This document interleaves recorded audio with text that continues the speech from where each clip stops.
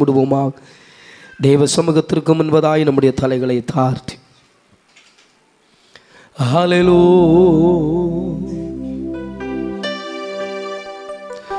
உங்க கிருபை வேண்டுமே, உங்க கிருபை போதுமே, உங்க கிருபை இல்லைனா நான் ஒன்றும் இல்லையே. உங்க கிருபை வேண்டுமே, உங்க கிருபை போதுமே, உங்க கிருபை இல்லைனா நான் ஒன்றும் இல்லையே. இயேசுவே சொல்லுவா, உங்க கிருபை வேண்டுமே, உங்க கிருபை போதுமே, உங்க கிருபை இல்லைனா நான் ஒன்றும் இல்லையே. இயேசுவே சத்தமா, இயேசுவே நான் என்று சொல்ல எனக்கு ஏதும் இல்லை, திறமேன்னு சொல்ல என்னிடம் எதுவும் இல்லை. நான் என்று சொல்ல எனக்கு ஏதும் இல்லை, திறமேன்னு சொல்ல என்னிடம் எதுவும் இல்லை. நேரத்தில் என் கண்ணீர் துடைத்தது உங்க கிருபை, உங்க கிருபை இல்லைனா நானும் இல்லை. உங்க கிருபை இல்லைனா நானும் இல்லை. உங்க கிருபை வேண்டுமே, உங்க கிருபை போதுமே, உங்க கிருபை ஓரபாஷதரே நான் ஒன்றும். உங்க கிருபை வேண்டுமே, ஆமென். உங்க கிருபை போதுமே, யேசுலா உங்க கிருபை இல்லைனா நான் ஒன்றும் இல்லையே. இயேசுவே இயேசுவே இயேசுவே இயேசுவின் நாமத்தில் ஜெபத்தை கேளும் நல்ல பிதாவே. ஆமென் ஆமென். கரங்களை உயர்த்தி ஆமென் சொல்லுவோம். அல்லேலூயா. சத்தத்தை உயர்த்தி ஹல்லேலூயா. கர்த்தருடைய நாமம் மகிமைப்படுவதாக. என்னோடு வந்திருக்கிறதான பாஸ்டர் ஜெயராஜ் அவர்களையும் அருமையான அங்கிள் அவர்களையும் இயேசு கிறிஸ்துவின் நாமத்தில் அவர்களை வாழ்த்துகிறேன். கர்த்தர் நம் யாவரையும் ஆசீர்வதிப்பாராக. ஒரு ஆமென் சொல்லலாம். அல்லேலூயா. பிரியமான தேவ பிள்ளைகளே, நாம் வேத புஸ்தகத்திலிருந்து ஒரு சில வார்த்தைகளை நாம் எல்லாரும் தியானிக்க போகிறோம். எடுத்துக்கொள்வோமாக. எபிரியருக்கு எழுதின நிருபம் 10ஆம் அதிகாரம் அதனுடைய 37வது வசனத்தை ஒருவர் வாசிக்கலாம். எபிரியர் 10:37வது வசனத்தை ஒருவர் சத்தமாய் வாசித்து எனக்கு உதவி செய்யலாம். வருகிறவர் இன்னும் கொஞ்ச காலத்தில் வருவார், தாமதம் பண்ணார். விசுவாசத்தினாலே நீதிமான் பிழைப்பான், பின்வாங்கி போவானானால் அவன் மேல் என் ஆத்துமா எப்படி இருக்காதா? சொல்லுங்க. அல்லேலூயா.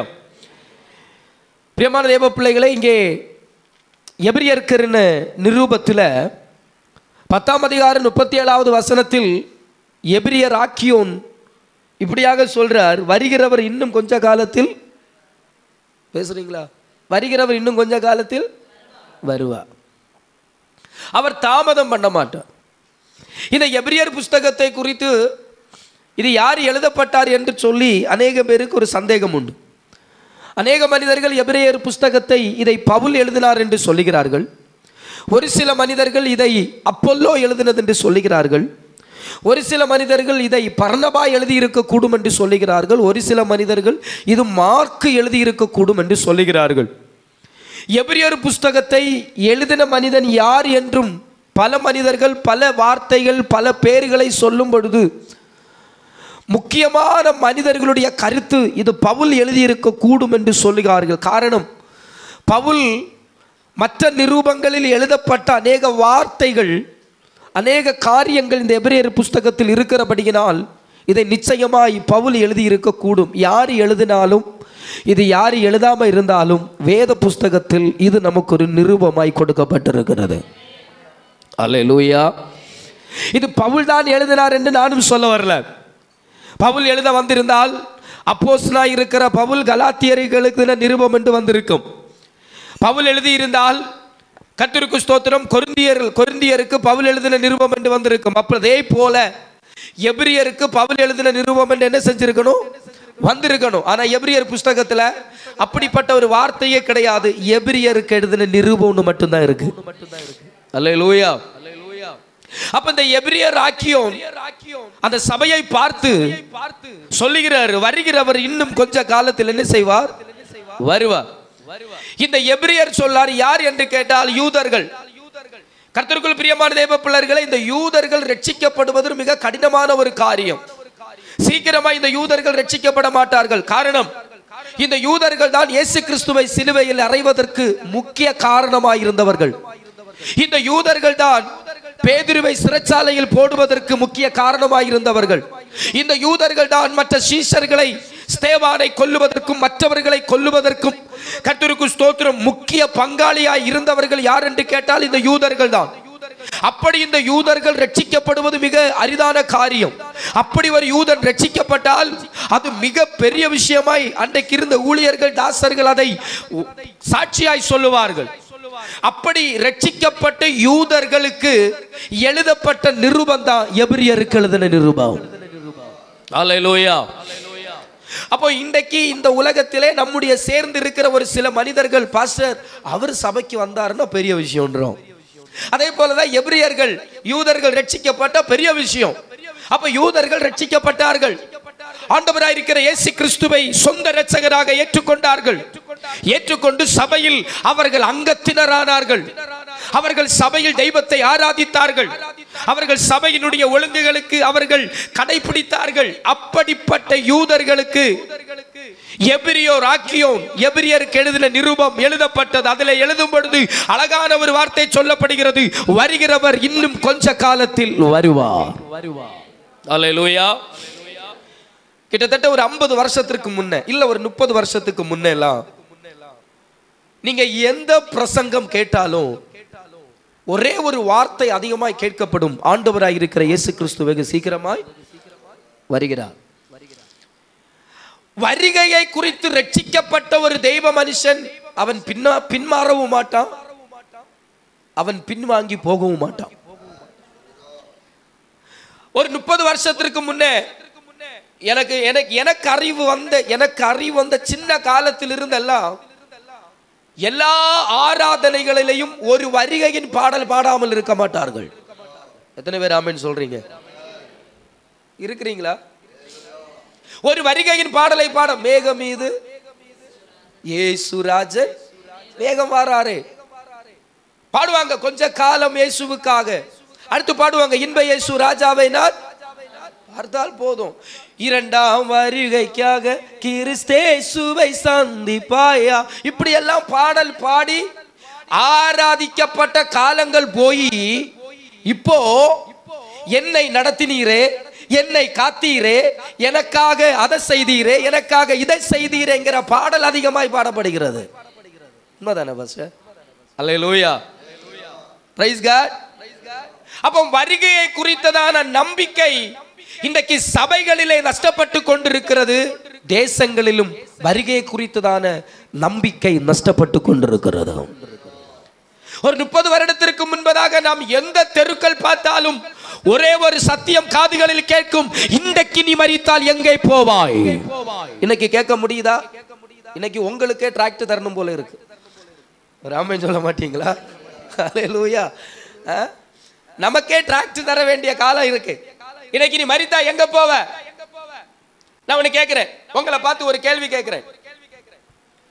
கடன் பாரத்தை தீர்ப்பார், வியாதியை மாற்றுவார், உங்க பிரச்சனைகள் எல்லாவற்றையும் தேவன் மாற்றுவார். விசுவாசம் உள்ள உங்க கரங்கள் உயர்த்துங்க பாப்போம். இன்னைக்கு டைம் எத்தனை? 10 9 58. 10 மணிக்கு இயேசு வருவார். எத்தனை பேர் போவீங்க? அப்ப உங்க விசுவாசம் எங்க போச்சு? கடன் பாரத்தை நீக்குவார், வியாதியை மாற்றுவார் சொன்ன உடனே எல்லாரும் விசுவாசத்துல கையை தூக்குனீங்களே. அப்ப நான் வருகைக்கு போவேன்ங்கிற விசுவாசம் எங்க போச்சு? இன்னைக்கு படித்தவும் அப்படிதான் இருக்குங்க. ஒரு ராமன் சொல்ல மாட்டீங்களா? இன்னைக்கு ஜனங்களுக்கு சொல்லிக் கொடுக்கிறது அப்படி இருக்குங்க. வருகையை குறித்ததான எதிர்பார்ப்பை இன்றைக்கு சபைகளில் போதிக்கப்படாதபடியினாலே ஜனங்கள் ஆசீர்வாதத்தையும் தேவன் எனக்கு எல்லாவற்றையும் செய்வார் என்கிற நம்பிக்கைக்குள் ஜனங்கள் கடந்து போகிறதுனால இருக்கிற ஜனங்களுக்கு என் இயேசு வருவார், அவரை முகமுகமா தரிசிப்பேன் என்கிற எதிர்பார்ப்பு ஜனங்களை விட்டு நஷ்டப்பட்டு போனது. அல்லேலூயா.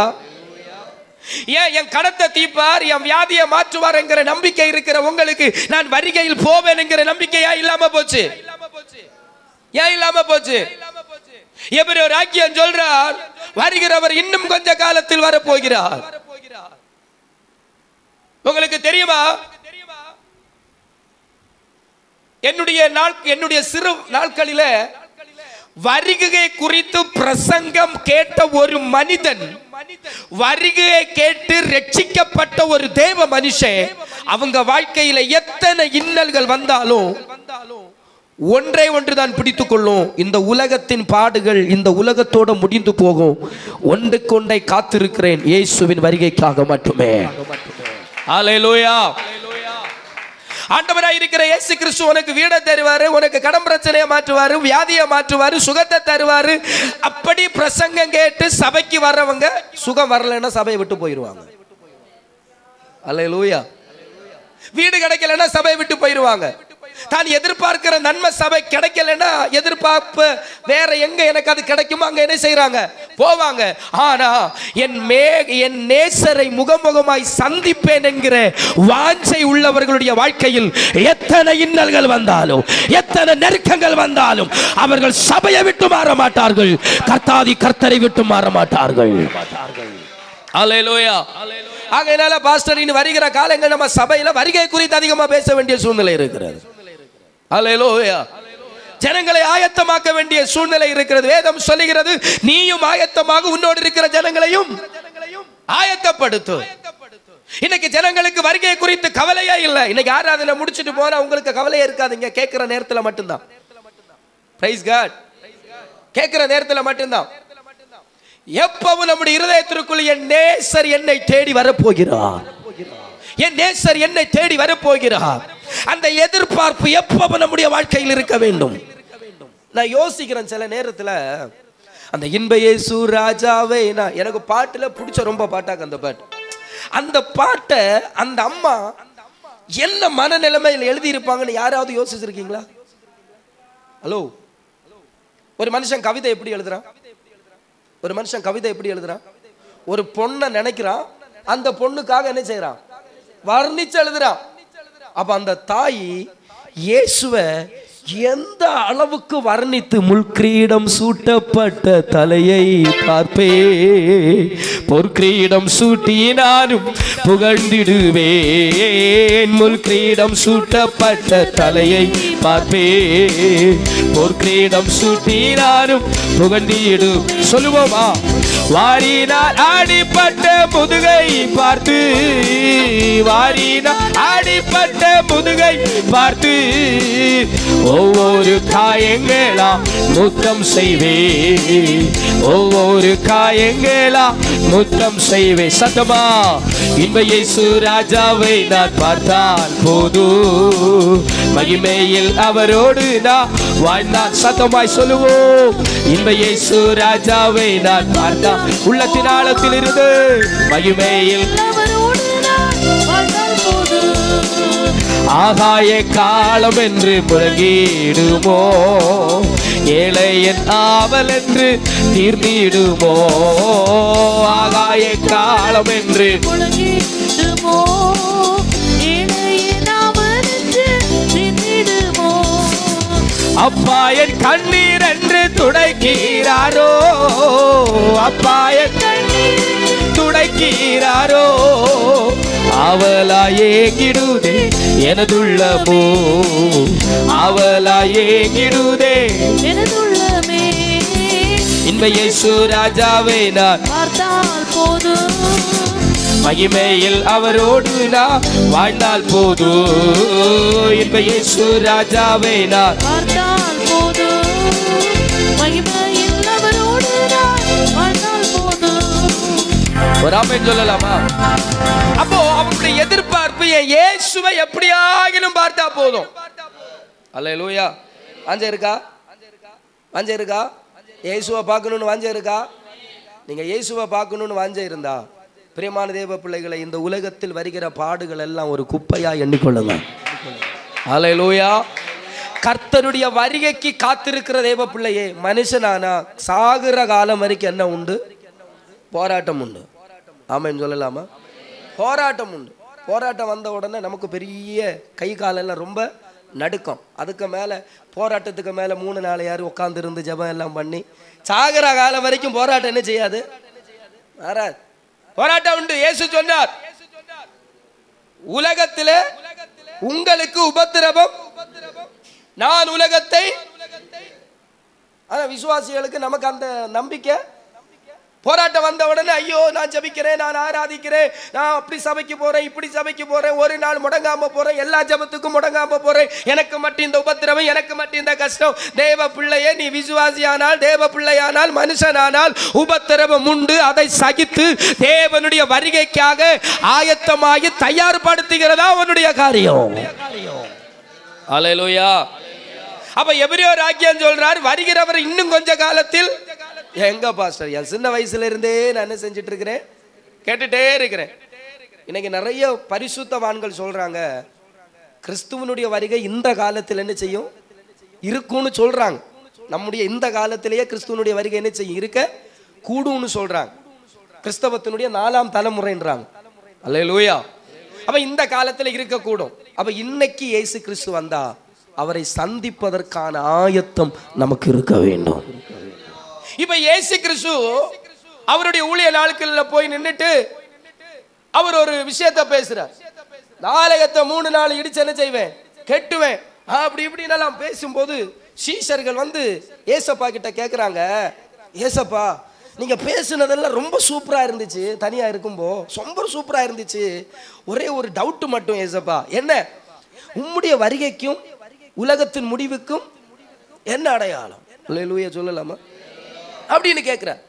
அப்ப சீஷர்களுக்கு இத பத்தி சொல்றதுக்கு முடியல. கர்த்தருக்கு ஸ்தோத்திரம்.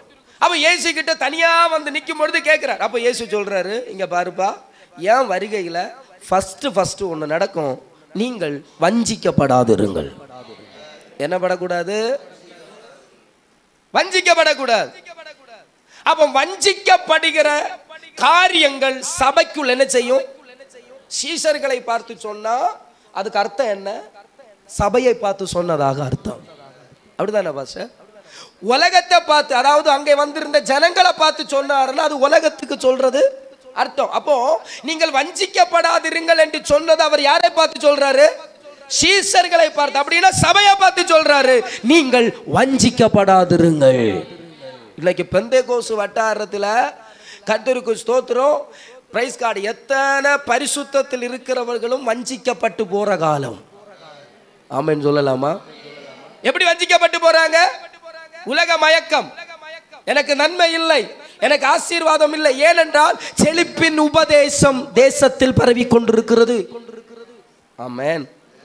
செழிப்பின் உபதேசம், கிருபையின் உபதேசம், இப்படி தனக்கு அறிந்த வண்ணமான உபதேசங்களை சபைக்குள்ளே புகுத்தி இதுதான் உபதேசம்னு சொல்லி பேசுற இந்த காலகட்டத்தில் நாமாவது விழிப்புள்ளவர்களாய் இருக்க வேண்டும் என்று தேவன் விரும்புகிறார். அல்லேலூயா. எங்க பாஸ்டருக்கு எல்லாம் பேச தெரியல. அவர் எப்ப பார்த்தாலும் மனம் திரும்பு அதை பத்தி பேசுறாரு, இதை பத்தி பேசுறாரு, மனம் திரும்ப பத்தி பேசுறாரு, பரிசுத்தத்தை பத்தி பேசுறாரு, நீ அப்படி இருன்றாரு இப்படின்றாரு. ஆனா அந்த பாஸ்டர் எப்படி இருந்தாலும் பிரச்சனை இல்லைன்றானே, நீ எப்படி நடந்தாலும் பிரச்சனை இல்லைன்றான். அப்ப இவரு தப்போ அவரு தப்போ? ராமன் சொல்ல மாட்டீங்களா? வேத புஸ்தகத்துல நீங்க பாத்தீங்கன்னா நீ இதை செய்யலன்னா நீ இப்படிதான் இருப்பேன்னு இருக்கு. அதை நம்ம சொன்ன சாபம். அப்ப பைபிள் சொன்னதா சாபம் கிடையாது. ராமாவா இல்லையா? உங்களுக்கு தெரியுமா, உபாகம புஸ்தகத்துல ஆசீர்வாதம் 15 தான், மீதி எல்லாம் என்னது? அது நம்ம வாயில இருந்து சொல்ல முடியாத அளவுக்கு தேவன் என்ன செய்யறாரு? சபிக்கிறாரு. கர்த்தருக்கு ஸ்தோத்திரம். அதனால பிரியமான தேவ பிள்ளைகளை வஞ்சிக்கப்படாதிருங்கள். உங்களை குறித்து யாராகிலும் வேத புஸ்தகத்தை மாற்றி உங்ககிட்ட ஏதாகிலும் பேசுறதா இருந்தா அந்த இடத்துல உங்க தெய்வதாசனுக்கு போன் பண்ணி பாஸ் இப்படி ஒரு உபதேசம் கேட்டு அது என்ன விதத்துல சரின்னு நீங்க கேட்கணும். அவர் சொல்லி தருவா. வஞ்சிக்கப்படாதிருங்கள். ஆட்டுத்தோலை போர்த்தினவர்கள் உங்கள் இடையில் என்ன செய்வார்கள்? வருவார்கள். ஜெபிக்கட்டான்னு வருவாங்க. உங்களுக்கு உபதேசத்தை பத்தி பேச வருவாங்க. இது சத்தியம் இல்லை, இது சத்தியம் என்பாங்க. ஒரு சில பேர் வருகை இல்லைன்றாங்க, ஒரு சில பேர் ரகசிய வருகை இல்லைன்றாங்க, ஒரு சில பேர் பரிசுத்தாவி இல்லைன்றாங்க, ஒரு சில பேர் இயேசுவே இல்லைன்றாங்க, ஒரு சில பேர் பிதாவே இல்லைன்றாங்க. இப்படிப்பட்ட உலகத்தில் வாழ்கிற தெய்வ பிள்ளையே வேதம் சொல்லுகிறது, நீ வஞ்சிக்கப்படாமல் எச்சரிக்கையாயிரு. காரணம் என்ன? வருகிறவர் இன்னும் கொஞ்ச காலத்தில் வரப்போகிறார். ஆரம்ப காலத்தில் பேசப்பட்ட பரிசுத்தம் சபைகளில் இன்றைக்கு பேசப்படவில்லை. ஆரம்ப காலத்தில் பேசப்பட்ட விசுவாசம் இன்றைக்கு சபைகளில் பேசப்படவில்லை. ஆரம்ப காலத்தில் பேசப்பட்ட பரிசுத்தமும் மகா மகா கிருபைகளை குறித்து இன்றைக்கு சபையில் பேசப்படவில்லை. இன்றைக்கு சபையில் மொத்தமும் என்ன பேசுகிறார்கள் என்றால் ஆசீர்வாதம். ஆசீர்வாதம். ஆண்டவர் ஒண்ணு வாலாக்காமல் தலையாக்குவார். ஓ glory. என்ன வரையல் தெரியுமா? ஹலோ ராமன் சொல்லலாமா? என்ன வரையல் தெரியுமா? நான் உன்னை ஆசீர்வதிக்கவே ஆசீர்வதிப்பேன். ஆமே. இப்படி நீ வரைச்சு இங்கதான் இருப்ப. இப்படி வரைச்சு இல்ல. வருகையை குறித்து எதிர்பார்ப்பு நமக்கு தேவையா இருக்கிறது. வேதம் என்ன சொல்லுது தெரியுமா? தெரிந்து கொள்ளப்பட்டவர்களை, அழைக்கப்பட்டவர்களுக்கு தேவன் சகலதும் நன்மைக்கு, சத்தமா சொல்லுங்க, ஏதுவாய் செய்கிறார். நீ கேட்டாலும் கேட்கலனாலும் நடக்க வேண்டியதை கர்த்தர் உனக்காக செய்து நிறைவேற்ற வல்லமை உள்ளவராயிருக்கிறார். Praise the Lord. உன்னுடைய வேலை என்ன? நம்முடைய வேலை என்ன? அவருடைய வருகைக்காக ஆயத்தமாயிருப்பது. வஞ்சிக்கப்பட்டு போகாதே. பாவம் செஞ்சா என்ன தப்பு பாஸ்டர்? மனுஷன் பாவம் தான் செய்வான். என் பவுல் வாழலையாக்கும், பேதுரு வாழலையாக்கும், யோவான் வாழலையாக்கும். அவர்களும் மனுஷங்க தானே. பாவம் செய்யாம அவங்க நிக்கலையா? அந்த காலம் என்பாங்க. ஆமா, அதான் அது அந்த காலத்துல. எந்த காலம்? எலியாவை குறித்து பைபிள் சொல்லுது, எலியா நம்மை போல பாடுள்ள மனுஷன், நம்ம போல மனுஷன். என்ன பவுலுக்கு ரத்தம் பச்சை கலர்ல வந்துச்சு சொல்லுங்க. ஏன்னா பவுல் 2 சரகல்ல வச்சு தேவதூதனை போல இருந்தது. அவரே சொல்றாரு, நான் எதை செய்யக்கூடாதுன்னு நினைக்கிறேனோ அதை செய்ய வேண்டிய நிலைமை வருதுன்றா. அப்ப அவருக்கு அந்த நிலைமை இருக்கு. அவர் சொல்றார், எல்லாவற்றையும் கிறிஸ்துவுக்காக சகித்து நல்ல போராட்டத்தை போராடினேன், ஓட்டத்தை முடித்தேன், விசுவாசத்தை. ஆமென். ஹல்லேலூயா. வஞ்சிக்கப்பட்டு போகாதிருங்கள். வஞ்சிக்கப்பட்டு போகாதிருங்கள். யாரோ என்ன வேணாலும் பேசிட்டு போட்டு நம்முடைய வேதம் நமக்கு என்ன சொல்லுகிறது என்பதை நாம் நன்றாய் அறிந்திருக்க வேண்டும். பைபிள் நமக்கு என்ன சொல்லி தருகிறது? பிரியமான தேவ பிள்ளைகளை, இயேசு கிறிஸ்து கூட அந்த வருகையை குறித்து அவர் சொல்றார், நான் வருவேன். யூத தூதர்கள் சொன்னார்கள், இயேசு கிறிஸ்து பரமேறி பரலோகத்திற்கு போற நேரத்தில் தூதர்கள் சீஷர்களை பார்த்து சொன்னாங்க, நீங்கள் இப்படி பார்த்து கொண்டிருக்கிறீர்களே, பயப்படாதீர்கள். அவர் எப்படி இந்த இடத்தை விட்டு போனாரோ அப்படி அவர் திரும்பவும் வருவார் என்று தூதர்கள் சாட்சி கொடுத்தார்கள். ஹல்லேலூயா. திரும்ப சொல்றேன், எபிரியோ ராக்கியோன் சொல்றார், வருகிறவர் இன்னும் கொஞ்ச காலத்தில். பேதுரு சொன்னார், வருகிறவர் வருவார். பவுல் சொன்னார், இயேசு சீக்கிரமாய் வரப்போகிறார் என்று சொன்னார். இன்றைக்கு நானும் ஊழியக்காரனும் சாட்சியாக சொல்லுகிறோம், இயேசு வெகு சீக்கிரமாய் வரப்போகிறார். ஹல்லேலூயா. பரிசுத்த ஆவி இயேசுவினுடைய வருகைக்கு சாட்சியாய் இருக்கிறார். தூதர்கள் இயேசுவின் வருகைக்கு சாட்சியாய் இருக்கிறார். நாங்களும் இயேசுவின் வருகைக்கு சாட்சிகளாய் இருக்கிறோம். தெசலோனிக்கா பட்டணத்திற்கு பவுல் எழுதுகிறார். தெசலோனிக்கா பட்டணத்திலே அங்க இருந்த ஜனங்களுக்கு மரித்து போனவர்களை குறித்து கவலை அதிகமாக்கப்பட்டது. வருகையின் சத்தியம் கேட்டபொழுது, ஐயோ என் மாமா எங்க அப்பா சீக்கிரமா இறந்து போயிட்டாரு. அவர் உயிரோட இருந்திருந்தா இயேசு வரும்போது என்ன செஞ்சிருக்கலாம்? போயிருக்கலாம். மரித்தோர்களை குறித்து கவலை அதிகமா இருந்தது. ஆமென் சொல்லலாமா? ரொம்ப அதிகமா இருந்துச்சு. அப்போ எப்படி அந்த தெசலோனிக்கா பட்டணத்திற்கு பவுல் எழுதும் பொழுது சொல்றார், மரித்தோர்களை குறித்து நீங்க என்ன செய்யாதீங்க, கவலைப்படாதீங்க. தெசலோனிக்கர் 4ஆம் அதிகாரத்தில் சொல்லப்பட்டிருக்கிறது. கவலைப்படாதீங்க, அவர் வருவார். எப்படி வருவார்? மேகம் மீதில் வருவார். அப்பொழுது மரித்தவர்கள் உயிரோடு, எந்த மரித்தவர்கள்? மரித்தவர்கள் உயிரோடு. எந்த மரித்தவர்கள்? அதான் முக்கியம். யாரு முதலாவது எழுந்திருப்பா? சொல்லுங்க வாயை திறந்து. யாரு? கிறிஸ்துவுக்குள். அப்போ உங்க நம்ம தாத்தா, நம்ம அப்பா, நம்ம சித்தப்பா, பாட்டி, இவங்க எல்லாம் கிறிஸ்துவுக்குள் மரித்தா வருகையில் உயிரோட நம்ம அவங்கள என்ன செய்யலாம்? சொல்லுங்க. அப்போ உங்க குடும்பத்தில் எத்தனை பேர் செத்து போனாங்க? இவங்க எல்லாம் கிறிஸ்துவுக்குள்ள தான் மரித்தாங்களா? இல்ல. அப்ப அவங்கள எல்லாம் நம்ம என்ன செய்ய முடியாது? பார்க்கவே முடியாது. அப்ப பவுல் அங்க சொல்றாரு, இங்க பார், கிறிஸ்துவுக்குள் யாரெல்லாம் மரிச்சாங்களோ அவங்களெல்லாம் உயிரோடு எழுந்திருப்பார்.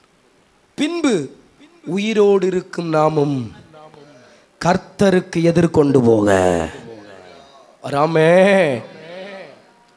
உயிரோடு இருக்கிற நாமும் எதிர்கொண்டு போவோம் அவருக்கு. அப்பொழுதுதான் நம்ம சொல்லுவோம், மரணமே உன் கூர் எங்கே, பாதாளமே உன் ஜெயம் எங்கே, மரணத்தை ஜெயித்த மன்னவன் இயேசு எனக்குள் வந்துவிட்டார். சாவை அழியா அழியா வாழ்வு எனக்கு தந்துவிட்டார்.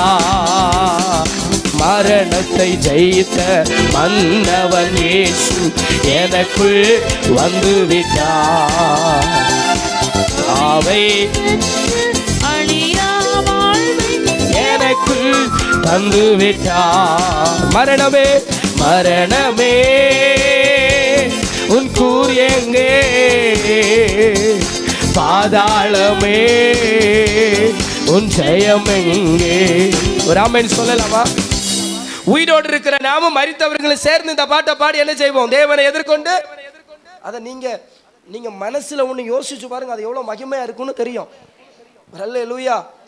யாராவது என்னைக்காவது அந்த மகிமையை குறித்து தேவனோடு சேர்ந்து போகிற அனுபவத்தை குறித்து யோசித்தவங்க எத்தனை பேர் இருக்கீங்க?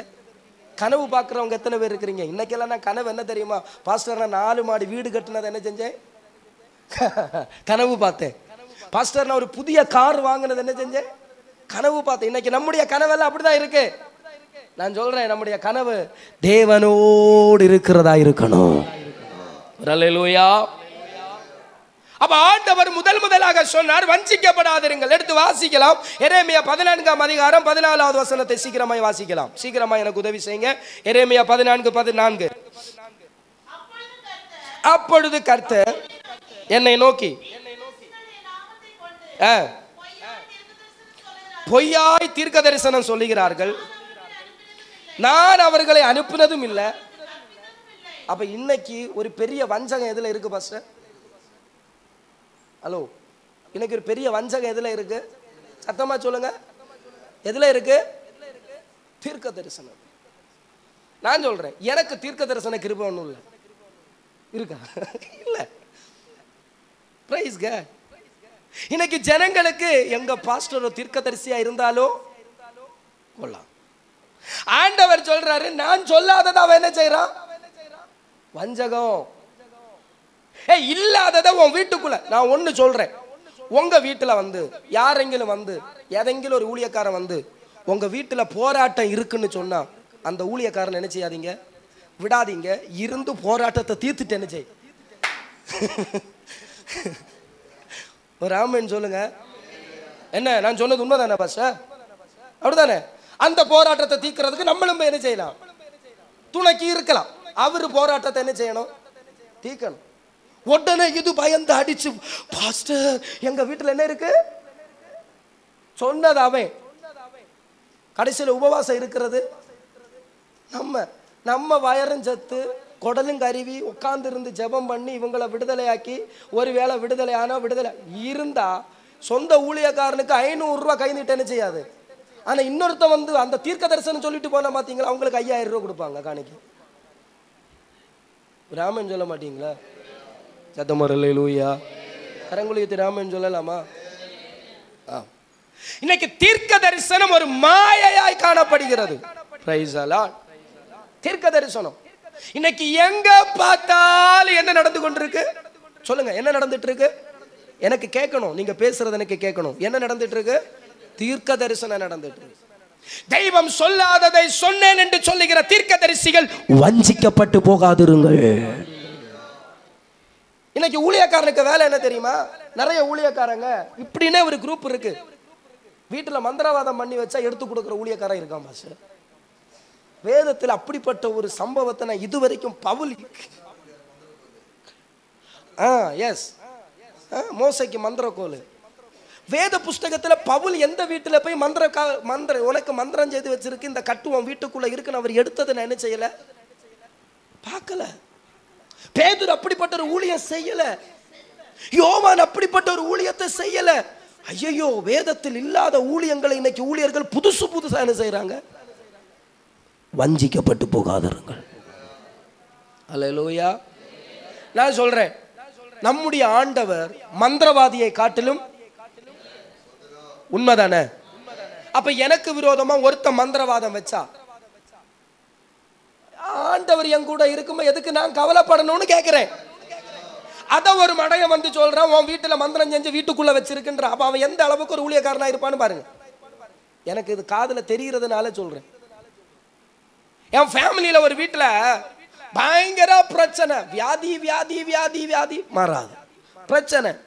எத்தனையோ ஊழியக்காரங்க கேரளாவில் வந்து இறங்குறாங்க பாஸ்டர், ஜோம் பண்ணாங்க. எத்தனையோ பேர் வந்து ஜோம் பண்ணாங்க. அதுல ஒரு ஊழியக்காரன் சொல்லிச்சு வந்து ஜோம் பண்ணிட்டு, உங்க வீட்டுல என்ன இருக்கு? மந்திர கட்டு இருக்கு. அதை செஞ்சது உனக்கு தம்பி. எப்படி இருக்குன்னு பாரு. ஆண்டவருக்கு அதெல்லாம் வேலையா? அடுத்தவனை காட்டி கொடுக்கறதும் கூட்டி கொடுக்கறதும் ஆண்டவருக்கு வேலையா? உன் தம்பி பண்ண. அதோட அண்ணனுக்கும் தம்பிக்கும் சண்டை. உடனே இவர் சொன்னார், 3 நாள் கழிச்சு ஜபத்துல வந்திருந்து இந்த கட்டை என்ன செய்கிறேன், எடுக்கிறேன். அப்போ தம்பிக்காரனுக்கு இந்த கட்டு நான் வச்சிருந்தா கண்டிப்பா என்ன செய்யணும், எடுத்தாகணுமே அப்படின்னு சொல்லி அந்த பாஸ்டர் வந்தப்ப இவரும் போய் நிற்கிறார். அப்போ இவர் என்ன பண்ணியிருக்காருன்னு கேட்டா, கட்டுருக்கு சோத்திரம் கையில் ஒரு சின்ன தகடு என்ன செஞ்சிருக்கிறார் இவர். அது இந்த மேஜிக் பண்றவங்களுக்கு எங்க வேணாலும் என்ன செஞ்சு வச்சிருவாங்க சொல்லுங்க, மறைச்சு வச்சிருவாங்க. தெரியுமா இல்லையா? பெரிய பெரிய புறாவையே கைக்குள்ள மறைச்சு வச்சு டக்குன்னு எடுக்கிறவங்களுக்கு ஒரு சின்ன ஒரு மந்திர கட்டை எடுக்க முடியாதா கையில?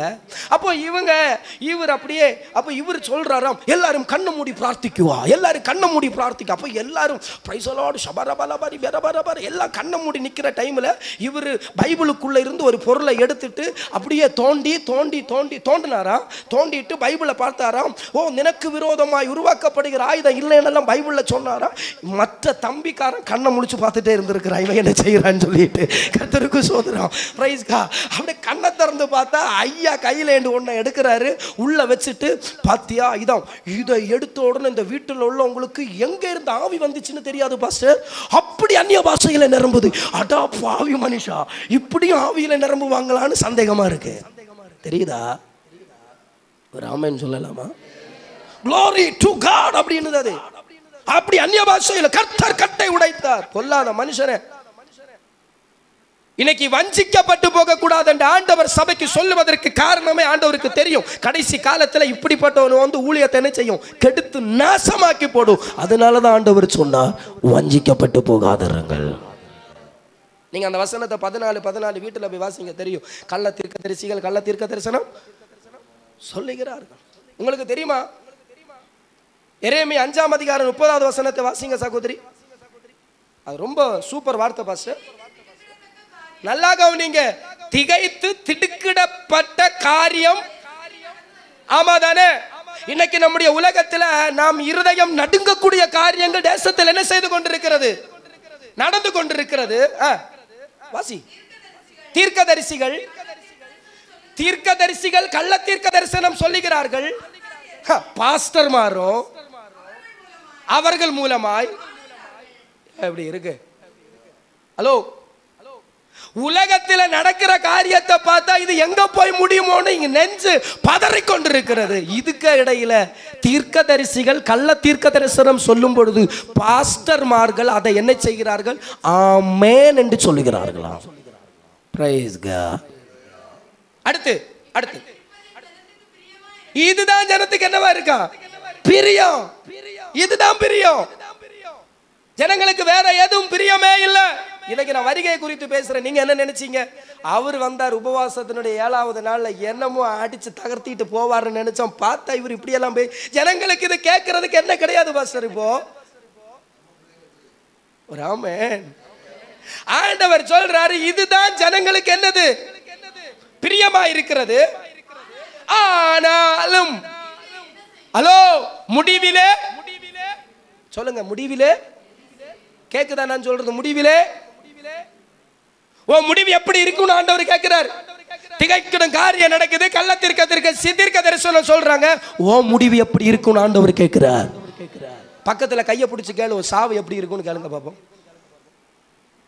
உன் சாவு, நீ சாகும்போது எப்படி சாவுன்னு கேளுங்க. என் பயமா இருக்கா? சாகும்போது எப்படி சாவீங்கன்னு கேளுங்க. உன் சாவு நல்ல சாவா இருக்காமான்னு கேளுங்க. உங்களுக்கு தெரியுமா, பிழையாம் தீர்க்கதரிசி ஆண்டவரே நான் நீதிமான் சாவது போல என்ன செய்யணுமா சாகணும்னு விரும்பினா, ஆனா அவனுடைய விருப்பம் நிறைவேறல. அவனை குத்தி கொண்டு விட்டார்கள். காரணம் அவன் பணத்திற்கு பின்னே போனபடியினாலே. பண ஆசை எல்லா தீமைக்கும் வேறாயிருக்கிறது. உன்னுடைய முடிவு எப்படி இருக்கும்? அபிஷேகிக்கப்பட்ட சவுல், ஆண்டவரை ஏற்றுக்கொண்ட சவுல், அவனுடைய வாழ்க்கையில் பின்மாற்றம் வந்தது. அவனே தானாக தற்கொலை செய்து செத்து போனான். உன்னுடைய முடிவு எப்படி இருக்கும்? ஹலோ, உங்க மரணம் எப்படி இருக்கும்? ஆனா ஜனங்கள் எதை விரும்ப? தீர்க்கதரிசி. அதுதான் amen. Yes Lord, glory to God. ஆனா ஆண்டவர் சொல்றாரு இதெல்லாம் ஒரு பக்கம் இருக்கட்டு, ஓ மரணம் எப்படி இருக்கும்? உங்களுக்கு தெரியுமா, எசேபேல் என்று சொல்லப்பட்ட ஒரு பெண் இருந்தாள், ஆகாபின் மனைவி. ஹலோ கேக்குதா நான் சொல்றது? சத்தமா சொல்லுங்க ஒரு அல்லேலூயா. இவளுக்கு நான் எஸ்ஏ பேன்னு சொல்லுவேன். இவ எஸ்ஏ பேய் பேய் பேயாக்கும். இவ எஸ்ஏ பேயாக்கும். அவளுடைய மரணம் எப்படி இருந்துச்சு தெரியுமா? யெகூ அபிஷேகம் பண்ணப்பட்டு வந்தபோது இவ ஜன்னல் வழியா என்ன செய்தாலாம்? எட்டி பார்த்தாள். யெகூ சொன்னாராம், யார் அங்கே? அவளை கீழே தள்ளி போடுங்கள். மேலே இருந்து கீழே தள்ளி போட்டு அவளுடைய ரத்தத்தை எது நக்கிச்சான்? நாய் நக்கிச்சு. அவளுடைய மரணம் கொடூரமாய் காணப்பட்டது. காரணம் என்ன? உலகத்தின் மயக்கத்தில் காணப்பட்டாள். இன்னைக்கு சபைக்கு வருகை குறித்ததான எண்ணமே கிடையாது. சபையை குறித்து வருகையை குறித்ததான ஆசையே கிடையாது, எதிர்பார்ப்பே கிடையாது. உலக மயக்கம். வேதம் சொல்லுகிறது, ஒருவன் உலகத்திலும் உலகத்தில் உள்ளவைகளை அன்பு கூர்ந்தால் என் பிதாவின் அன்பு அவர்களிடத்தில். உலகம் உலகம் எப்படி சபையை ஆட்படுத்தி வைத்திருக்கிறது, எப்படி சபையை கட்டுப்பாட்டுக்குள்ள வச்சிருக்கு தெரியுமா? இன்னைக்கு நமக்குள்ள என்ன இருக்கு? உலகம். சொல்லுங்க, ஏன் அதெல்லாம் சொல்ல மாட்டீங்க? ஏன் சொல்ல மாட்டீங்க? நமக்குள்ள என்ன இருக்கு? உலகம் இருக்கு.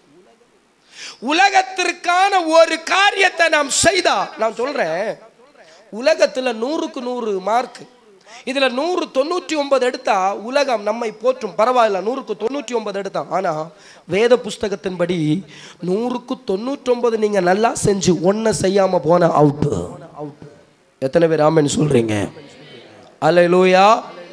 உலக மயக்கம் மனிதர்களை பிடித்து வைத்திருக்கிறது. அதான் பவுல் சொன்னார், உங்களுக்கு போராட்டம் உண்டு பிரபஞ்சத்தின் ஆவிகளோடு. உங்களுக்கு என்ன உண்டு?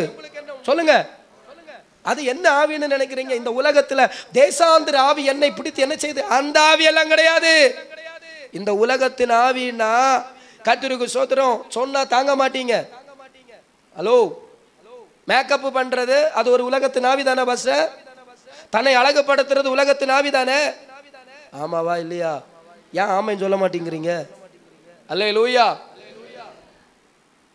நம்மை அழகுபடுத்துவது உலகத்தின் பிரபஞ்சத்தின் ஆவிதானே.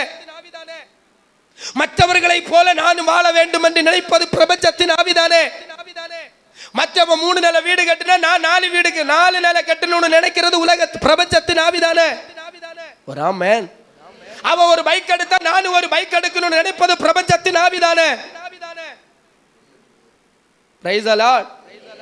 வாலிப பிள்ளைகள் அப்படியே ஆண் பிள்ளைகளை பார்த்தீங்கன்னா கர்த்தருக்கு சோத்திரம், மீன் சட்டிய தலையில கமத்தின மாதிரி இருக்கும் சில உங்களுக்கு முடியலாம். அல்லேலூயா.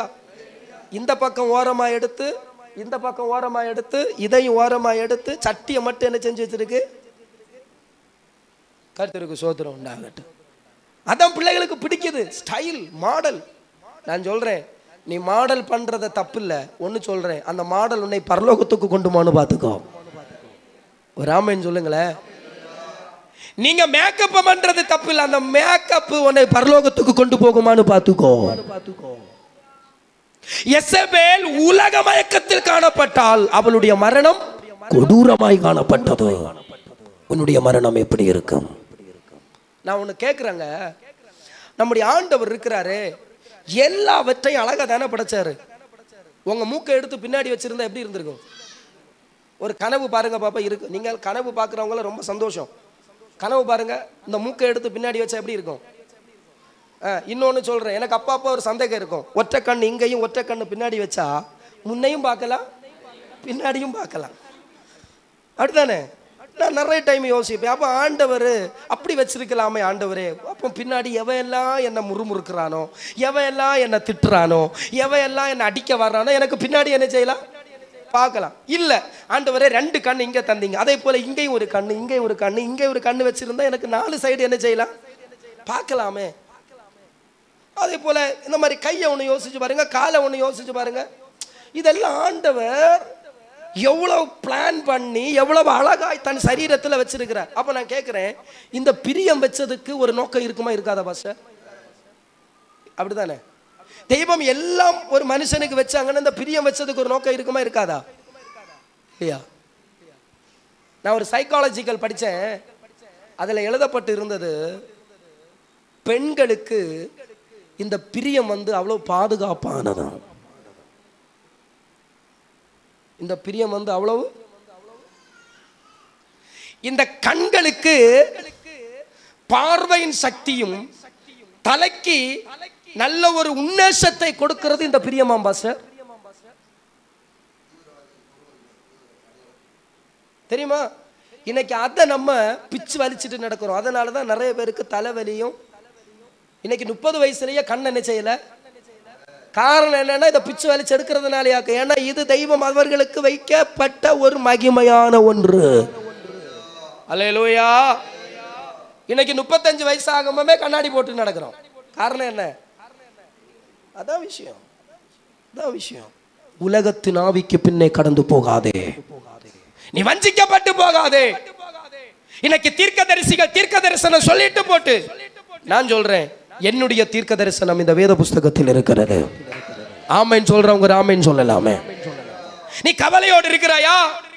நீ வேதனையோடு இருக்கிறாயா? நீ ரொம்ப கஷ்டத்தோடு இருக்கிறாயா? உன்னுடைய தீர்க்க தரிசன புஸ்தகத்தை வாசித்து பார், அதிலிருந்து கர்த்தர் உன்னோடு பேசுவார். இதை வாசிக்கணும். நீ எந்த தோல்வியில இருக்கிற நேரத்தில் இதை எடுத்து படிச்சு பார், இதுக்குள்ள இருந்து தீர்க்க தரிசனமாய் கர்த்தர் உங்களோடு பேச ஆரம்பிப்பார். அல்லேலூயா. வஞ்சிக்கப்பட்டு போகாதீர்கள், இயேசு கிறிஸ்துவுக்கு சீக்கிரமாய் வரப்போகிறார். அல்லேலூயா. அப்ப வருகைக்கு முன்பதாய் ஜனங்கள் ஆயத்தமாய் இருக்க வேண்டும் என்று ஆண்டவர் சொல்றார். எப்படி? எபிரியர் 6ஆம் அதிகாரம் எடுங்க. எபிரியர் 6ஆம் அதிகாரம் 1வது வசனத்தை வாசிக்கலாமே. ஆகையால் என்னது? கிறிஸ்துவை பற்றி சொல்லிய மூல உபதேச வசனங்களை எப்படி இன்னைக்கு இருக்கா பாஸ்டர்? அதெல்லாம் இன்னைக்கு நம்ம ஃபுல் காஸ்பல் சபையில உபதேசம் இருக்கு. கர்த்தருக்கு ஸ்தோத்திரம்.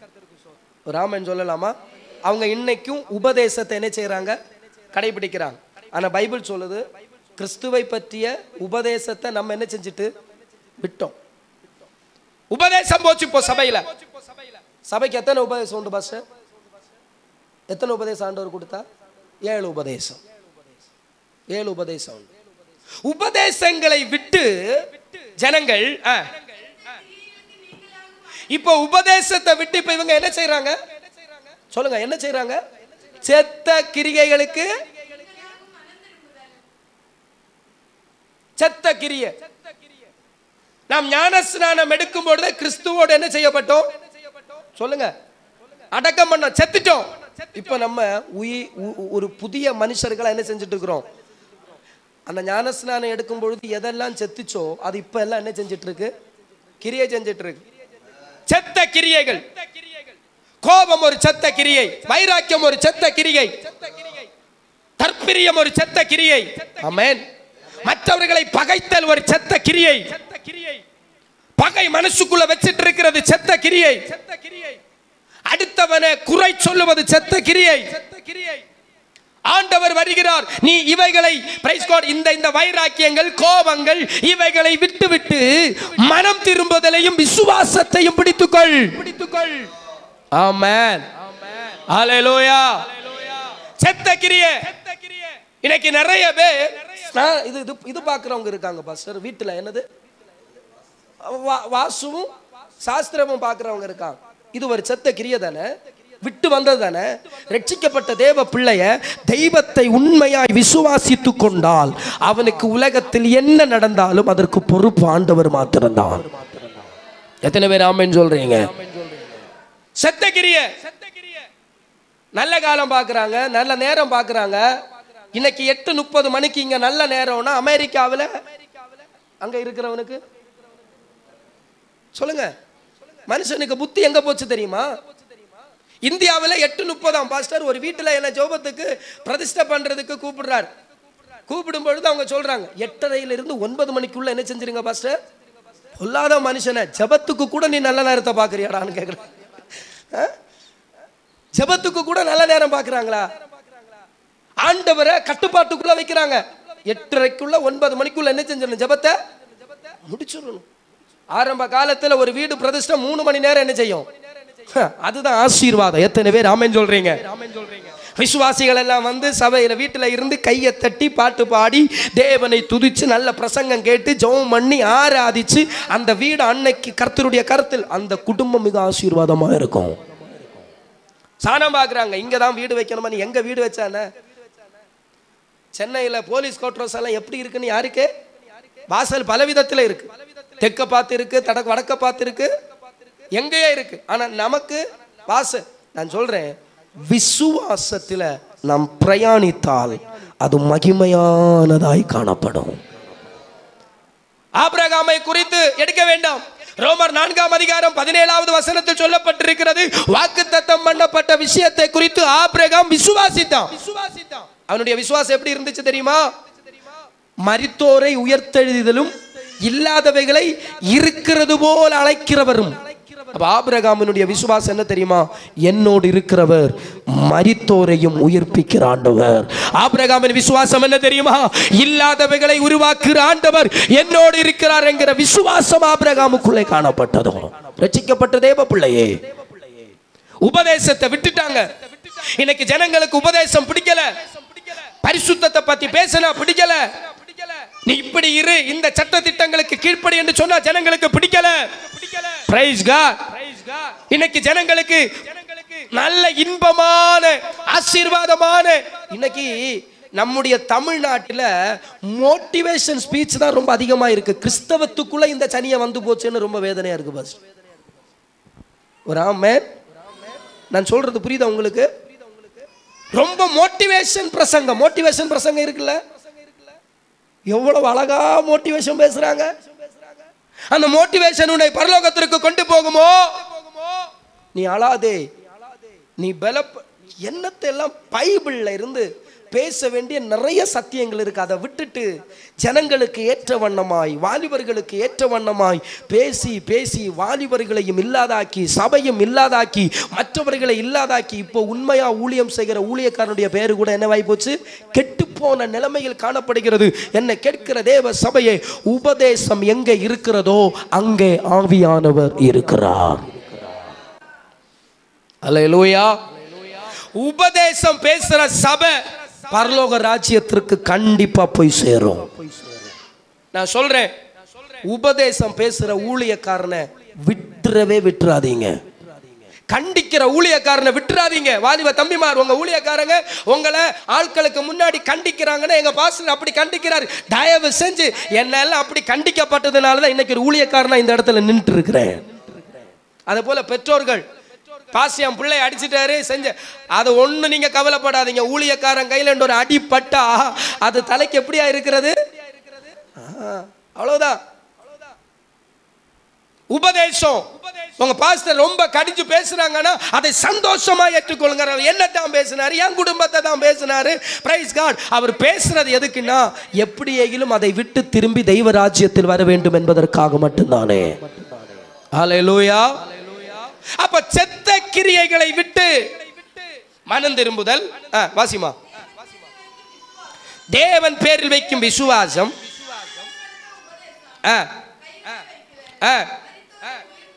நான் சொல்றேன், ஒரு நித்திய நியாய தீர்ப்பு உண்டு. உண்டுல பாஸ்டர்? உண்டு. Praise God. இன்னைக்கு நம்முடைய வாழ்க்கை எதை நோக்கி இங்க போய் கொண்டிருக்கு? ஆசீர்வாதமும் நன்மையும் வீடும் அது ஒன்றும் இல்லை. அதெல்லாம் கர்த்தர் உங்களுக்கு போகிற வழியிலே தர வல்லமை உள்ளவராயிருக்கிறார். ஒன்னே ஒண்ணுதான், என் கிறிஸ்துவை எதிர்பார்த்து காத்திருப்பது. ராமன் சொல்லலாமே. சத்தத்தை உயர்த்தி அல்லேலூயா. உபதேசம். ரெண்டாவதாக பவுல் அப்படியே பேசி நிறைய அந்த எபிரியர் வாக்கியம் நிறைய பேச வேண்டியிருக்கு. சில முக்கியமான விஷயத்தை மட்டும் பேசிட்டு போறோம். அப்படியே அந்த எபிரியர் வாக்கியம் பேசும்பொழுது பேசுறார் பாருங்க. 10ஆம் அதிகாரம் 25வது வசனத்தை வாசிங்களேன்.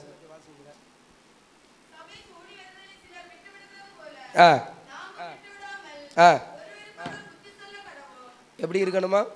சபை கூடி வருதலை சிலர் சொல்லுங்க, சத்தமா சொல்லுங்க. சபை கூடி வருதலை சிலர் விட்டு விடுகிறது போல நாமும் விட்டு விடாமல். சபையில வந்தாதான் ஆராதிக்கணுமா? ஆனா பைபிள் சொல்லுது சபை கூடி வருதல் என்ன செய்யக்கூடாதா? சிலவங்க சபையில வந்துதான் ஆராதிக்கணுமா? பவுல் சொல்றாரு சபையில வரணும், கூடி வருதலை நீங்கள் அனுசரிக்கணும். அல்லேலூயா. இன்னைக்கு ரட்சிக்கப்பட்டு ஞானஸ்நானம் எடுத்த பிள்ளைகளுக்கு தெய்வத்தை விட முக்கியம் எது தெரியுமா பாஸ்டர்? பாலுகாய்ப்பு வீடு, காது குத்து வீடு, கல்யாண வீடு. பாஸ்டர், என் சித்தப்பா பையனுக்கு வீடு பாலுகாய்ச்சி போகாம இருந்து அவன் என்ன நினைப்பான்? அவன் என்ன வேணாலும் நினைச்சிட்டு போட்டு ஆண்டவர் என்ன நினைப்பாருன்னு என்னைக்கு அதை யோசிச்சு பார்த்துருக்கீங்களா? அல்லேலூயா. உங்க சித்தப்பா பெரியப்பா மக்களா, சித்தப்பா பெரியப்பாவா உங்களுக்கு கர்த்தருக்கு ஸ்தோத்திரம் உடை தந்ததும் சாப்பாடு தந்ததும் அவங்களா? ஒரு குறைவில்லாம உடைய தந்து பாதுகாத்து கோழி தன் குஞ்சுகளை சிறகின் கீழ் மறைத்து பாதுகாப்பது போல இன்னைக்கு வரைக்கும் கண்மணி போல பாதுகாத்த தெய்வத்திற்கு கனம் கொடுக்காம அந்த ஞாயிற்றுக்கிழமை கனத்தை நம்ம யாருக்கு கொண்டு கொடுக்கிறோம்? பைபிள் சொல்லுது சில சபையை விட்டு விடுகிறது போல நீங்களும் என்ன செய்யாதிருங்கள், விட்டு விடாமல். வாசி. ஒருவருக்கொருவர். இப்ப கேட்கிறேன், இங்க யாருதான் ஒவ்வொரு ஞாயிற்றுக்கிழமையும் ஒரு சபையில விசுவாசி வரலன்னா யாருதான் புத்தி சொல்லுது? நம்ம தான் புத்தி சொல்றோம். வாங்க, என்னைக்காவது விசுவாசிகள் மாறி மாறி புத்தி நீங்க புத்தி சொல்லி இருந்தனா எங்களுக்கு இந்த தேவையே என்ன பாஸ்டர்? ஒரு ஆமென். ஞாயிற்றுக்கிழமை ஒரு ஆள் வரல, அப்ப சபை இருக்கிற விசுவாசி போய் ஒரு விசுவாசி ஊழியக்காரன் பேசினா குத்தம். அப்ப ஒரு விசுவாசி என்ன செய்யணும்? அவரை கிட்ட பார்த்து எங்க போன, நான் இப்படி ஒரு கல்யாணம், உடனே அங்க புத்தி சொல்லணும். அப்படி எல்லாம் என்ன செய்யக்கூடாது? போகக்கூடாது, அது தப்பு. அப்போ ஒரு விசுவாசிக்கு புத்தி சொல்லும் போது அது அந்த இடத்துல என்னவாயிரும்? அதை ஞாயிற்றுக்கிழமை நம்ம பேசினா குத்தம். பைபிள் சொல்லுது ஒருவருக்கொருவர் நீங்கள் என்ன செய்யணும்? புத்தி சொல்லணும். சகோதரா சகோதரி, ஒண்ணு மட்டும் செய்யுங்க.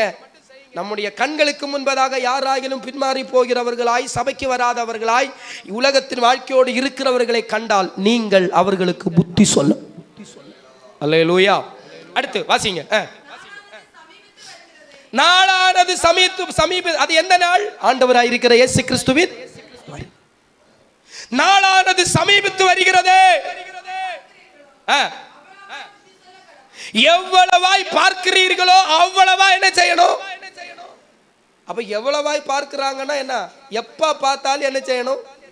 சொல்லிட்டே இருக்கணும். வாலிப பிள்ளைங்க சொல்றேன், உங்க கூட இருக்கிற வாலிப பிள்ளைகள்ல யாராவது சபைக்கு வரலன்னு அவனை தேடி என்ன செய்யணும்? ஒரு 4 வாலிப பிள்ளைங்க, அதாவது பெரியவங்க வாலிப பிள்ளைகளுக்கு புத்தி சொன்னா ஏத்துக்க மாட்டான். அதை இது நீங்க போய் புத்தி சொன்னா அவங்க என்ன செய்வாங்க? ஏத்துப்பாங்க. அப்ப உங்க கூட இருக்கிற பிள்ளைங்க சபைக்கு வரலன்னா 4 பேர் தேடி போகணும். போய் உட்கார்ந்திருந்து அவனுக்கு புத்தி சொல்லி அவனை என்ன செய்யணும்? சபைக்கு எவ்வளவாய் பார்க்கிறீர்களோ அவ்வளவா என்ன செய்யணும்? புத்தி சொல்லணும். அப்படி நீங்க சொன்னீங்கன்னா அவன் சொல்லியும் கேட்காம போனா இரத்த பழி உங்களை விட்டு மாறும். எத்தனை பேர் ஆமென் சொல்றீங்க? வாசிங்க. சத்தியத்தை அறிவும் அறிவை அடைந்த பின்பு ஹலோ நாளானது சமீபத்திருக்கிறதே, வருகிறவர் இன்னும் கொஞ்ச காலத்தில் வருவார் என்று எழுதப்பட்டிருக்கிறதே. சத்தியத்தை அறிவும் அறிய அடைந்த பின்பு நாம் மனப்பூர்வமாய் பாவம் செய்கிறவர்களாய் இருந்தால் பாவங்கள் நிமித்தம் செலுத்தத்தக்க வேற ஒரு பலி இனிமே இல்லை. இயேசு கிறிஸ்து நமக்காக மரித்து இரத்தம் சிந்தினார். அப்படின்னு இந்த பைபிள் என்ன சொல்லுதுன்னா, இது பாவம் என்று அறிந்தும் இப்படி செய்யக்கூடாது என்று அறிந்தும் இதுதான் சத்திய மார்க்கம் என்று அறிந்தும் திரும்பவும் நீ பாவம் செய்தா இனி ஒரு பலி. ஹலோ, என்ன மிஸ்டேக் ஆச்சு தெரியுமா பாஸ்டர்? என்ன மிஸ்டேக் ஆச்சு தெரியுமா? சபை ரெண்டாவது என்ன தெரியுமா? எத்தனை பாவம் செஞ்சாலும் தெய்வம் மன்னிக்கிறவர்னு பேசி பேசியே ஜனங்களுக்குள்ள அந்த ஒரு திமிர் வந்து போச்சு. சாரி, ஜனங்களுக்குள்ள நமக்குள்ள ஒரு திரும்ப வந்து போச்சு. எங்களையும் உட்படுத்தணும்ல, ஒரு ஆமென் சொல்லலாமா? எங்களை உட்படுத்தணும்ல, ஒரு திமிர் வந்து போச்சு. அதனாலதான் இன்னைக்கு பாவம் செய்யறாங்க, நாளைக்கு போய் என்ன செய்யறாங்க? மன்னிப்பு கேட்கிறாங்க. ஒண்ணு மட்டும் புரிஞ்சுக்கோங்க, ஒரு மனுஷன் ஒரு தரம் பிறப்பதும் ஒரு தரம் மரிப்பதும் அவனுக்கு நியமிக்கப்பட்டிருக்கு. அப்படியானால் கிறிஸ்துவுக்குள் ஒரு தடவை பிறந்துட்டுனா அது பிறந்துதான் இல்லையா பாஸ்டர்? ஒரு தடவை நம்ம பிறந்துட்டுதான். சத்தியத்தை அறிந்த பிற்பாடு நீ பாவம் செய்தா நியாயம் தீர்ப்பு நாளிலே நாம் கணக்கு கொடுக்க வேண்டியதாகும். வாசிங்க அடுத்து. நியாய தீர்ப்பு வரும் என்று பாத்தீங்களா? சத்தியத்தை அறிகிற அறிவு அறிந்த பிற்பாடு, இது பாவம் என்று அறிந்த பிற்பாடு, இது செய்யக்கூடாது என்று அறிந்த பிற்பாடு அதை நீ செய்தால் வேதம் சொல்லுகிறது நியாய தீர்ப்பு வருகிறது. Praise God. அதை பயத்தோடு எதிர்பார்த்து கொண்டிரு. விரோதிகளை பட்சிக்கும் கோபாக்கினை வரப்போகிறது ஆண்டவர் சொல்றாரு. அல்லேலூயா. அடுத்த வசனம்.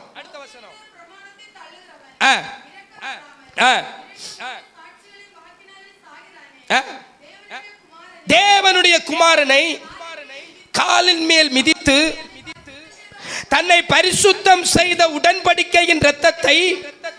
இன்னைக்கு நிறைய பேர் திருவிருந்து எடுக்க மாட்டாங்க பாஸ்டர். ரட்சிக்கப்பட்ட ஞானஸ்நானம் எடுத்தவங்க. உங்களுக்கு திருவிருந்து எப்போ? முதல் வாரமா? மாசத்துல முதல் ஞாயிற்றுக்கிழமை திருவிருந்து இருக்குன்னு தெரியுதுல்ல? அப்ப எதுக்கு நீங்க பாவம் செய்றீங்க? மாசத்துல முதல் ஞாயிற்றுக்கிழமை திருவிருந்து இருக்குன்னு தெரியுதுல, எதுக்கு வீட்டுல சண்டை போடுறீங்க? ஒரு ஆமென் சொல்லலாமா? அப்போ திருவிருந்து இருக்குன்னு தெரிஞ்சும் அவங்க பாவம் செய்யறாங்கன்னா சத்தியத்தை அறிஞ்சு செய்கிற பாவம் தானே. அப்ப நியாய தீர்ப்பு வரணும்ல, தேவனுடைய கோபாக்கன வீட்டுல வரணும்ல, தேவனுடைய தண்டிப்பு வீட்டுல வரணும்ல. அதனாலதான் இன்னைக்கு வீட்டுல பல பிரச்சனைகள். எத்தனை ஜெபம் பண்ணியும் ஜெபம் ஏறெடுக்காமல் போவதற்கு காரணம் என்ன? தேவனுடைய நியாய தீர்ப்பு வீட்டிலே நடந்து கொண்டிருக்கிறது. தேவனுடைய கோபாக்கினை வீட்டில் நடந்து கொண்டிருக்கிறது. நாம் அதை உணரவில்லை. காரணம் என்ன? தேவன் மன்னிக்கிறவர். சபையே, நீ ஜெபம் பண்ணி ஆராதித்தும் உன் வாழ்க்கையில் நிறைவேறாமல் இருப்பதற்கு ஒரு காரணம் இருக்கலாம். நீ செய்த பாவம். பைபிள் சொல்லுது, உன்னை பரிசுத்தமாக்கிற உடன்படிக்கையின் இரத்தத்தை காலால மிதிச்சிட்டு எழும்பி போற. எவ்வளவு பெரிய பாவம்! 3 நாள் உபவாசம் போட்டு காத்திருந்து ஜெபம் பண்ணி அப்பத்தையும் ரசத்தையும் உருவாக்கி தாகத்தோடு அதை பரிசுத்தம் என்று எண்ணி கொண்டு வைக்கிற திருவிருந்து ஆராதனையை காலால மிதிச்சு போறேனா அதை விட பெரிய தேவனையே மறுதலிக்கிறாய் நீ. அல்லேலூயா. தெய்வத்தையே மறுதலிக்கிறாய். அதை வேண்டாம் என்று ஒதுக்கி தள்ளி கொண்டு போகிறார். பைபிள் சொல்லுது, நீ எழும்பி போனேன்னா அதை காலால மிதிச்சிட்டு போறேன்னு அர்த்தம். எவ்வளவு பெரிய பாவம்! எவ்வளவு பெரிய பாவம்! ராமன் சொல்லலாமா? வாசிங்கம்மா. நிந்திக்கிறவன் எவ்வளவு கொடிய ஆக்கினைக்கு பாத்திரவனாய் இருப்பான் என்பதை அவ்வளவுதான் யோசித்து பாருங்க. நீங்க சவுலை யோசித்து பாருங்க. ஆண்டவர் என்ன சொன்னார் தெரியுமா? லோத்தின் மனைவியை நினைத்துக்கொள்.